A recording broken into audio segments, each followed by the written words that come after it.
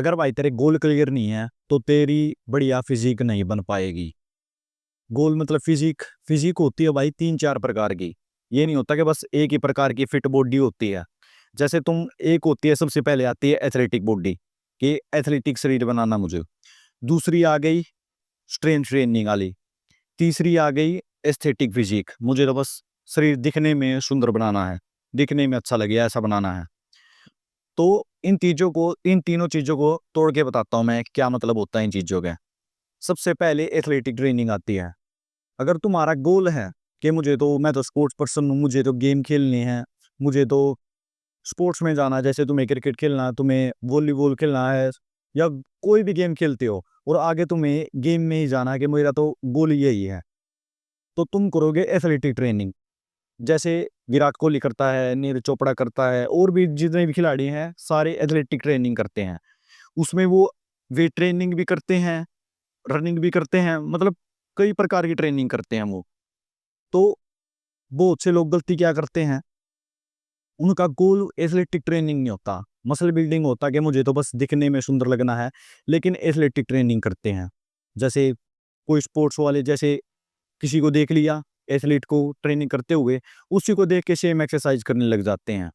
अगर तुम्हारा गोल athletic training नहीं है, तुम्हें कोई स्पोर्ट्स नहीं खेलना, तुम्हें कोई कुछ नहीं करना, तो उस ट्रेनिंग से तुम्हारी मसल बिल्डिंग नहीं हो सकती कि तुम में अच्छे लगो, शरीर दिखने में अच्छे लगो। जैसे विराट कोहली को मसल बनाने को मसल बना सकता है, एक से एक महंगा सप्लीमेंट लगा के मसल बना सकता है, लेकिन उसको मसल चाहिए ही नहीं, क्योंकि उसे एथलेटिक शरीर चाहिए जो फास्ट जा सकता है, फास्टर वर्क कर सकता है, खेल में ज्यादा परफॉर्मेंस दिखा सकता है अपनी। मसल का उसका कोई काम नहीं है, इसलिए वो मसल बिल्डिंग नहीं करता, एथलेटिक ट्रेनिंग करता है। अगर तुम्हारा गोल वही है तो तुम वो ट्रेनिंग कर सकते हो। अगर तुम्हारा गोल एस्थेटिक फिजिक बनाना है कि मुझे तो बस आईने में अपने आप को देखूं तो मुझे बढ़िया शरीर लगे, बड़ा शरीर लगे, और इंस्टाग्राम पे पोस्ट करना है तो मुझे बढ़िया लगे, तो तुम्हारा गोल अगर एस्थेटिक फिजिक है तो एथलेटिक ट्रेनिंग करना बंद कर दो मेरे भाई। एथलेटिक ट्रेनिंग होती है जैसे क्लीन स्क्वाट्स करते हैं, वो एकदम नीचे से उठा के एकदम ऊपर वेट करते हैं, वो तुम्हारे लिए नहीं है भाई, अगर तुम्हारा गोल एस्थेटिक फिजिक बनाना है। दूसरी आ गई स्ट्रेंथ ट्रेनिंग। बहुत लोग क्या करते हैं, जाते ही डेडलिफ्ट लगाएंगे। ये बहुत लोगों में से मैं भी उनमें से मैं भी हूँ भाई, क्योंकि जब शुरुआत में मैं जिम में जाता था तो मुझे पता ही नहीं था चीज़ों का, कि चीज़ कैसे वर्क करती हैं। कोई लगाता देखता तो सुई देख के लग जाता सेम टू सेम करने। अगर कोई बाइसेप लगा रहा है तो बाइसेप करने लग गया। जब तो मैं खैर नया ही नया था, लेकिन टाइम के साथ पता लगा चीज़ों का, तो मैं आपसे बता रहा हूँ अपने एक्सपीरियंस से। तो स्ट्रेंथ ट्रेनिंग करने लग गया मैं। क्यों करने लग गया, मैंने देखा इंस्टाग्राम पे कोई लगा रहा है डेडलिफ्ट, 150 kg की डेडलिफ्ट लगाई उसने, तो मेरा भी गोल हो गया कि नंबर चेस करना है, 150 kg की डेडलिफ्ट लगाना है, 80 kg की, 100 kg की बेंच प्रेस लगानी है। तो ये गोल लेके चला मैं, और इस गोल के चक्कर में मैं मसल बिल्डिंग नहीं कर पाया, क्योंकि मेरा फोकस उस पे हो गया, स्ट्रेंथ ट्रेनिंग पे। अगर मेरा गोल स्ट्रेंथ ट्रेनिंग हो गया तो फिर मैं वो कंपाउंड लिफ्ट्स पे फोकस हो गया मेरा, मेरा ज़्यादा कोई ध्यान ही नहीं गया। चाहता मैं ये भी था कि मेरी मसल भी बने, सब कुछ चाहता था कि मेरी बढ़िया फिज़ीक बने, लेकिन नंबर भी चेस करने लग गया। तो एक ही चीज़ हो सकती है भाई, या तो तुम नंबर चेस कर सकते हो कि मुझे तो बस इतने की स्क्वाट लगा के दिखानी है, इतने की बेंच प्रेस लगा के दिखानी है, इतने की डेडलिफ्ट लगा के दिखानी है, बस एक वीडियो बनानी है मुझे। तो फिर तुम्हारा गोल क्लियर है कि भाई मुझे तो स्ट्रेंथ ट्रेनिंग ही करनी ये है, हाँ स्ट्रेंथ ट्रेनिंग करनी है। जैसे पावर लिफ्टर करते हैं, पावर लिफ्टर देखे होंगे तुमने, कितने बड़े बड़े होते हैं, कितने बड़े शरीर होते हैं उनके। उनका गोल ही नहीं होता भाई कि मैं बढ़िया फिजिक बनाऊं, दिखने में बढ़िया फिजिक लगे, मेरे एब्स हों, मेरी कटिंग हो शरीर में। उनका गोल ही नहीं होता वो, उनका गोल होता है सिर्फ वेट उठाना, कि कितने से ज़्यादा वेट उठा सकता हूँ मैं। अगर तुम्हारा गोल यही है, तुम्हें पावर लिफ्टिंग में जाना आगे, तो कोई दिक्कत नहीं मेरे भाई, अपनी मर्जी से उठा जितना वेट उठाना है, कोई दिक्कत नहीं है। अगर गोल तुम्हारा, फिर वही बात आ गई, अच्छी फिजिक बनाना है, तो फिर उसे उसमें तुम टाइम वेस्ट कर रहे हो।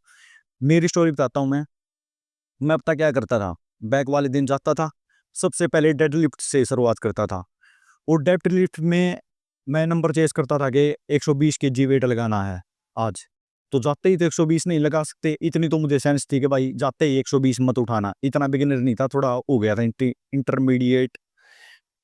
तो मुझे पता था कि एकदम 120 नहीं लगा सकता, तो शुरुआत करता था मैं 60 से 70 से वार्म अप लेता लेता, मतलब उसमें मेरी 30-40 मिनट खराब हो जाती थी 120 तक के लास्ट तक सेट पहुंचाने में, क्योंकि आराम आराम से वेट पहुंचाना होता है। अगर एकदम ज्यादा उठा लिया तो भाई इंजरी होने का खतरा है।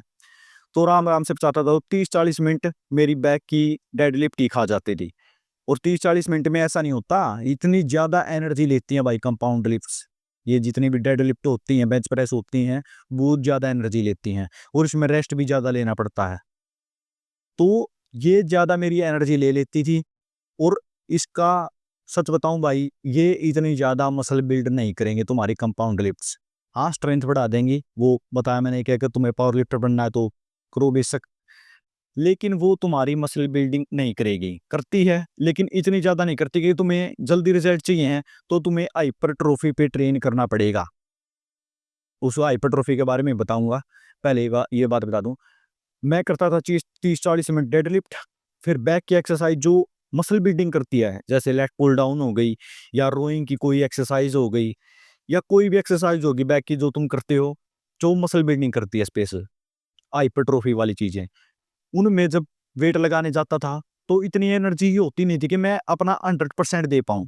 तो 100% नहीं दे पा रहा हूँ तो मेरी मसल बिल्डिंग भी बढ़िया नहीं होगी, क्योंकि पूरी टारगेट नहीं हो पा रही है मसल, क्योंकि मेरे में एनर्जी नहीं बची, क्योंकि 30-40 मिनट मैंने उसमें खराब कर दी। तो इतना टाइम वेस्ट करना ज़रूरी नहीं है अगर तुम्हारा गोल मसल बिल्डिंग है। तो फिर मैंने बिल्कुल ही, मुझे पता चल गया कि ये मेरी एनर्जी खा रही है, और मैं करना को अभी कर लेता हूँ एक आधी भी डेडलिफ्ट, ऐसा नहीं है कि बिल्कुल ही छोड़ दिया मैंने। लेकिन तब करता हूँ जब मेरा पूरा वर्कआउट करके बैक का लास्ट में करनी हो तो कर लेता हूँ, कभी मन कर रहा हो तो। वैसे नहीं करता मैं, मेरा फोकस है मसल बिल्डिंग पे। अगर मसल बिल्डिंग पे फोकस है तो हाइपरट्रोफी वाली चीजें करो, तो इन पे टाइम वेस्ट मत करो। तो अब बताता हूँ भाई मैं तुम्हें प्रॉपर मसल बिल्डिंग के बारे में, हाइपरट्रोफी के बारे में, तुम हाइपरट्रोफी से कैसे ट्रेन कर सकते हो। अगर तुम्हारा गोल है सिर्फ मसल बिल्डिंग, तुम्हें अच्छा दिखना है, तो ये सारी चीज़ें करो। सबसे पहले जो मैंने ये एक्सरसाइज बताई हैं, इन सारी एक्सरसाइजों को अवॉइड करो और उनको रिप्लेस करो मशीन से। जितनी ज़्यादा तुम मशीन पे फोकस कर पाओगे, मशीन पे पता क्या होगा, जैसे तुम वैसे कोई लिफ्ट कर रहे हो, जैसे डंबल उठा रहे हो या और कोई एक्सरसाइज कर रहे हो, उसमें तुम्हारा फोकस होता है वेट को कंट्रोल करने में। मशीन में क्या होता है, मशीन में तुम्हें सिर्फ मसल को महसूस करना है, मसल पे फोकस होता है तुम्हारा सारा, क्योंकि मशीन फिक्स होती है, बस तुम्हें एक मूवमेंट से बी पॉइंट तक ले जानी है और मसल को महसूस करना जितना हो सकता है। तो अगर तुम्हारे जिम के अंदर मशीन्स हैं तो मशीन्स पे ट्रेन करो। अगर भाई तुम होम वर्कआउट करते हो तो ये सारी चीज़ें तुम्हारे लिए ना, जो भी पहले मैंने जितनी भी बातें कही हैं, तुम उन चीज़ों को अवॉइड करो, क्योंकि तुम्हारे पास चीज़ें ही नहीं है ट्रेन करने को। जो भी तुम्हारे पास मिनिमम चीज़ें हैं, डंबल हैं, रोड है, सारी चीज़ें करो। जो तुम्हें सही लगती हैं कि इनसे मेरी मसल बनेगी, उन चीज़ों को करो। ये उन उन लोगों के लिए है जिनके पास जिम है, जिम जा रहे हैं वो और सारी मशीनें हैं, लेकिन फिर भी टाइम खराब कर रहे हैं उन चीज़ों पे जो उनकी मसल बिल्डिंग नहीं करेंगी, उन लोगों के लिए ये है। तो हाइपरट्रॉफी के लिए तुम पहले मशीन से रिप्लेस कर सकते हो। दूसरी चीज़, तुम स्पेसिफिक मसल ट्रेन करने के लिए स्पेसिफिक मशीन का यूज़ करो, स्पेसिफिक चीज़ का यूज़ करो कि ये मेरी एक मसल को टारगेट कर रही है। जैसे बहुत सारी चीज़ें हैं, दो तुम्हारी एक से ज़्यादा मसल को टारगेट करती हैं। जैसे तुम बेंच प्रेस करते हो, उसमें तुम्हारा ट्राइसेप भी ट्रेन होता है, शोल्डर पे भी आता है, चेस्ट पे भी आता है, मतलब कई ज़्यादा चीज़ें ट्रेन होती हैं एक साथ। तो उस चीज़ को अवॉइड करो। अगर तुम्हें करनी है तो वर्कआउट के लास्ट में कर सकते हो। पहले फोकस करो कि प्योर मेरी मसल पे चीज़ें जा रही हैं। अगर आज मैं चेस्ट ट्रेन करने आया तो मेरी पहले चेस्ट पे फोकस आना चाहिए कि पूरा चेस्ट पे पेन आए। तो सबसे पहले इस पे करो। दूसरी चीज़, जितने हो सकते हैं कंट्रोल रैप लगाओ कि पूरा फॉर्म में लग रहा है कि अगर ऊपर लाते हो, वेट को ऊपर ला के आए तो 1-1.5 सेकंड होल्ड करो और फिर उसे आराम से, जितने हो सकता है आराम से 2-3 सेकंड लगने चाहिए आराम से। एकदम ऐसे नहीं छोड़ देना है उस वेट को। एकदम ऐसे छोड़ोगे तो तुम्हारे मसल पे नहीं जा रही वो। बेंच प्रेस कर रहे हो या डंबल प्रेस कर रहे हो, कोई भी मशीन चेस्ट की कर रहे हो, तो उसे भी ऐसे ही ले जाना है ऊपर, नीचे 1 सेकंड होल्ड करना है, फिर आराम से ऊपर ले जाना है। तो जितना भी तुम कंट्रोल रैप लगाओगे उसमें तुम्हारे चांस ज़्यादा है भाई मसल बनने के, क्योंकि मैंने ये कंट्रोल वाली चीज़ करके देखी है, जितना ज़्यादा कंट्रोल करोगे वेट को उतना ज़्यादा होगा मसल बनेगा। और बात आ गई इंटेंसिटी की, कि तुम्हें कितना वेट लेना चाहिए जिसमें तुम्हारे 10 से 12 रैप आराम से निकले। ये नहीं कि तुम ऐसे पूरा जोर लगा के लास्ट में दोस्त की मदद लेके रैप निकाल रहे हो, उसमें तुम्हारी मसल बिल्डिंग नहीं होगी भाई। मैंने बहुत सारे लोग देखे हैं मेरी जिम में, जो करते क्या है, पहले ही 80 केजी वेट लगा लेंगे कोई भी एक्सरसाइज में, और फिर क्या करेंगे कि भाई हाथ लगाइए, मदद करियो मदद करियो। शुरुआत में मदद नहीं होती भाई, लास्ट के अगर 1-2 रैप नहीं निकल पा रहे हैं तुझसे तो लास्ट में हेल्प की जाती है। शुरुआत से ही कौन हेल्प लेता भाई? अगर शुरुआत से हेल्प ले रहे हो तो बुरा मत मानना भाई, वो वेट तुम्हारी औकात के बाहर है, उस वेट को छोड़ दो, ईगो को साइड में रखो। अगर तुम्हारा गोल मसल बिल्डिंग है तो मसल बिल्डिंग पे फोकस करो। इतना वेट लो जिससे तुम 10 से 12 रैप आराम से निकाल पा रहे हो, मतलब लास्ट में आके तुम्हारे 12 रैप के बाद और रैप नहीं निकलते। ये भी है कि इतना हल्का भी वेट नहीं लेना है कि उसमें तुम 15-15 20-20 रैप निकाल रहे हो। इतना वेट लेना है कि 12 तक तुम्हें मुश्किल से आए, 12 रैप, 8 रैप ठीक कंडीशन से आए और 12 रैप मुश्किल आए। तो या ऐसा मॉडरेट वेट लेना है। अगर तुम जैसे सपोज करो तुम 15 केजी ले लेते हो बाइसेप कर्ल के लिए, अगर तुम्हारा 8 पे आके रुक जाता है, 8 के बाद तुम्हें ऐसे मोमेंटम का यूज करना पड़ता है, तो वेट तुम्हारे लिए नहीं भाई। तुम 12.5 ले सकते हो। 12.5 से अगर तुम्हारे 12 रैप बढ़िया निकल जाते हैं, जब तीनों सेट 12.5 से तुम्हारे बढ़िया रैप में निकलने लग जाएं, तो फिर वेट को बढ़ाओ, तो फिर तुम ज़्यादा वेट ले सकते हो। तो ये आ गई दूसरी चीज़, तुम्हें अपनी मैक्स उसका मैक्स लिफ्ट का 60 से 80% का वेट लेना है। जितनी तुम्हारी 60 से 80% जान लगे उसमें, पूरा 100% नहीं जाना है कि मेरे से उठ ही रहा है वो वेट। तो ये हो गया पॉइंट भाई हाइपरट्रोफी का। और तुम्हें रिकवरी के लिए ध्यान रखना है। रिकवरी की बेसिक चीज़ें होती हैं भाई, 7-8 घंटे की नींद, हाई प्रोटीन डाइट, और यही सारी चीज़ें होती हैं हाइपरट्रोफी के लिए, अगर तुम्हारा गोल हाइपरट्रोफी है। तो इससे तुम्हारी हेल्प होगी भाई, अगर ये चीज़ें करते हो तुम।